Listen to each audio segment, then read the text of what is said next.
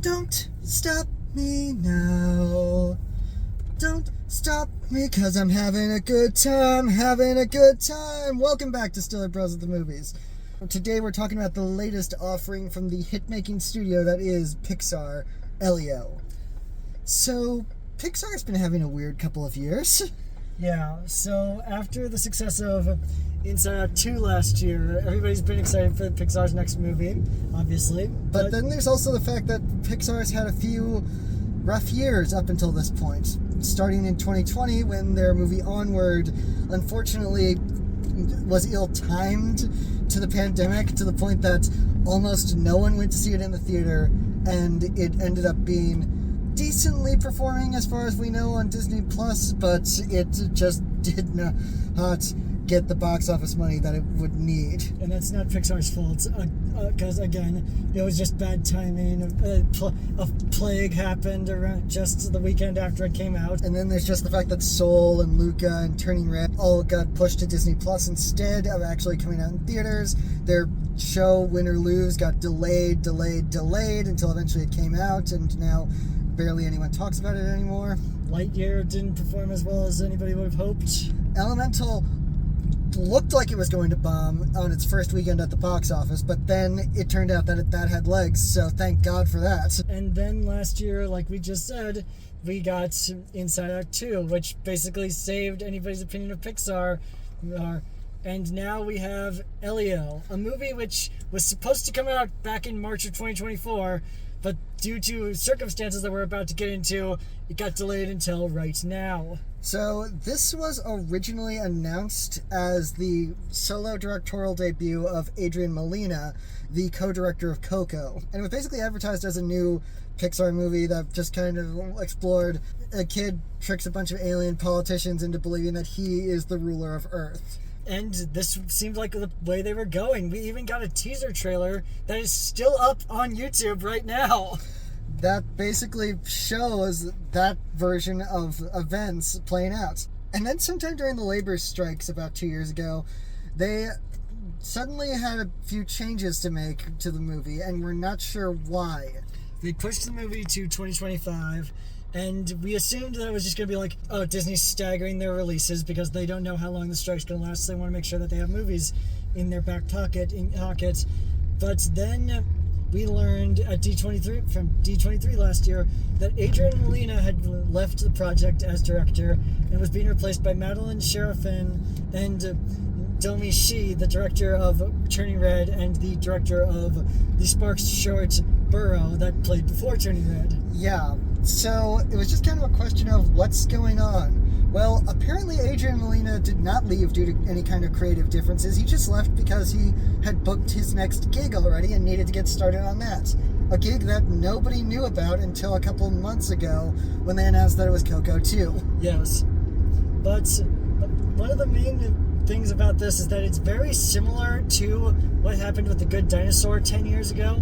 But the difference here is that this doesn't seem like a complete tear down and rebuild, even though if you look at the teaser trailer that they put out previously and the plots that we've gotten so far, there have been a few major adjustments. Like, for one thing, this is now the third movie in a row that revolves around a weird kid finding friendship through a weird fantastical means. But pretty much most of what was in this stayed similar. Character design stayed the same. The cast stayed mostly the same, except for a few cast members who had to leave due to scheduling conflicts now that they couldn't re-record the entire movie. Yeah, like, for example, this is the second episode in a row where we're covering a movie where someone replaced America Ferrera. Yes, Zoe Saldana is taking on the role that America Ferrera was playing. A role, one of the things that received a major change, where in the original version she was Elio's mom, now she is Elio's aunt. So clearly a story overhaul was made, we're just not sure what. And we may never know for sure what, because we don't know what the original version of the movie looked like. And Disney tends to be really tight-lipped on stuff like this. There's never going to be a release of an Elio work print, whatever the Pixar top brass saw that made them think, maybe this needs a little bit more time to work on. But that's what we can assume, because that's just what we're going with. The story seems to be changed in some ways, but not completely, and But for the most part, I don't know. This is just weird. Yeah. But then also the other thing to talk about, a more positive thing to talk about, is the fact that for the first time in 20 years, we get bloopers at the end of this movie. Yeah. So for those who might not be aware, back when Pixar released their second feature, A Bug's Life, just for fun, co-director Andrew Stanton decided to add fake bloopers at the end of the movie, as if the characters were actors shooting a movie. And so it kind of became a thing. They did them again in Toy Story 2, though that was for a second run theatrically, and then they added it to the home media release. And then they did it again for Monsters, Inc. And then they stopped. The obvious reason would be that it's a lot of money to animate characters making fake mess-ups in the middle of a production. We have to actually devote time and budget to the actual body of the movie and not just this fun little thing. The end credits are for post-credit scenes and stuff like that, so obviously that was kind of a thing that they did. However, as people who grew up on those blooper reels, and we're always excited to see those blooper reels in Pixar movies, and we're disappointed when Finding Nemo didn't have them, we are very excited to have them back. Yeah, especially because it's kind of fun to think of that this is the way that we found out what a blooper reel was, and now this could potentially be the way that a bunch of younger kids who are just getting into movies could find out what a blooper reel is. Not to mention the fact that in A Bug's Life blooper reel, it blew our minds to see Woody just walk into frame holding the slate. Whether or not this will actually have some kind of teaser for the next Pixar movie in the bloopers, or if they're just going to put it in the main body of the movie like they have since Finding Nemo, we don't know yet. But yeah, don't know what else to say. It's just, this is a movie that had a complicated life up until this point, and hopefully it's as good as the critics and some pre-screened audiences seem to think it is. Yep. So, see you after the jump. So, yeah, that's another Pixar masterpiece right there. That was really, really great. It took me a minute to get into it, but once it got there, I was really into it. It's very classic Pixar sensibilities, but also obviously very modern takes on very progressive for our times messages. It's the one thing that you will notice in a lot of Pixar movies is that most of them, if not all of them, are built on one thing, and that's relationships. Yeah, they're very much based on the idea of the stories of characters coming together, characters realizing something about each other, characters coming to terms with various things about their lives and the lives of people around them. And it's very much the idea that the characters always have to deal with something bigger. And this is a movie with a lot of ideas, such as grief, unity, family, love, friendship, just being the weird kid in the back of the class trying to find your place. And throughout the movie, the only thing that was running through our heads was us weirdos gotta stick together. Yeah, it's, if there's anything to compare it to, it's The Owl House, another Disney project about a kid who's heavily implied to be neurodivergent finding their place in a world that is not Earth, while their parental figure is trying to figure out what to do with the fact that their kid is just off somewhere. It's a beautiful story of relationships, and it is just one of those things that you watch it and you feel everything. And there's a moment in the third act where, in the world we're living in now, there was a moment where you felt like unity was the thing that was attainable again. Even if looking at the world today, it feels like we're getting farther and farther away from that. Especially when you remember who is responsible for the patch on Zoe Saldana's character's uniform. But either way, Elio is a movie about a kid finding himself and finding out that maybe it's not the worst thing in the world to open yourself up to other people, even if they don't understand you yet.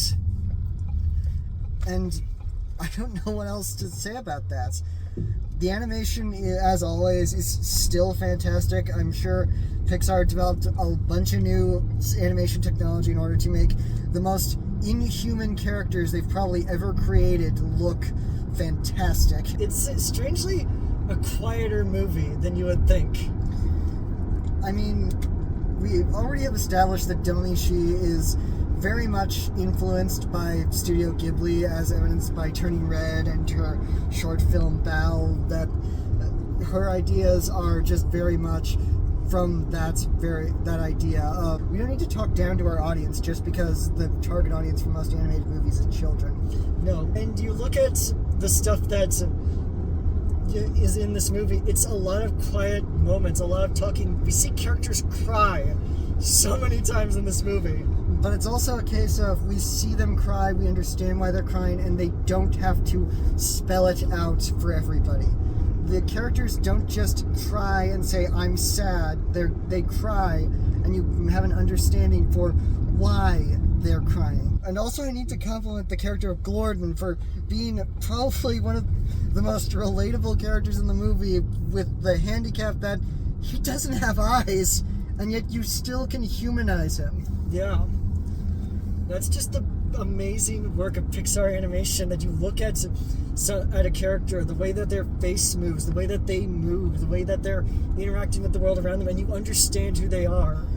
And it's just kind of a story that builds on that, and the way that the characters are voiced. Like, Brad Garrett actually gets to do more than just be a comically menacing villain. He actually gets to be a relatable villain with an actual arc and story and everything like that. Yeah.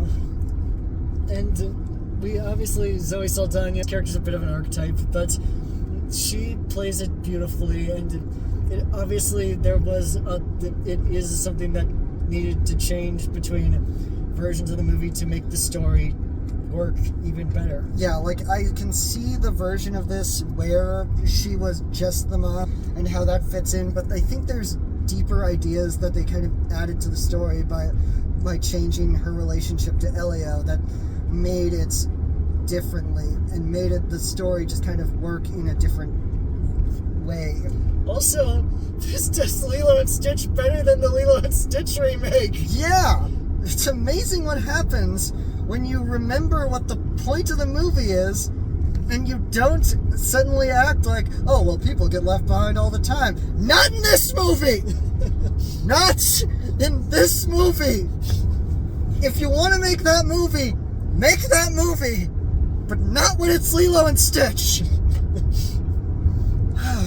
But can you tell that the director of Lilo and Stitch tried to defend himself in the news lately?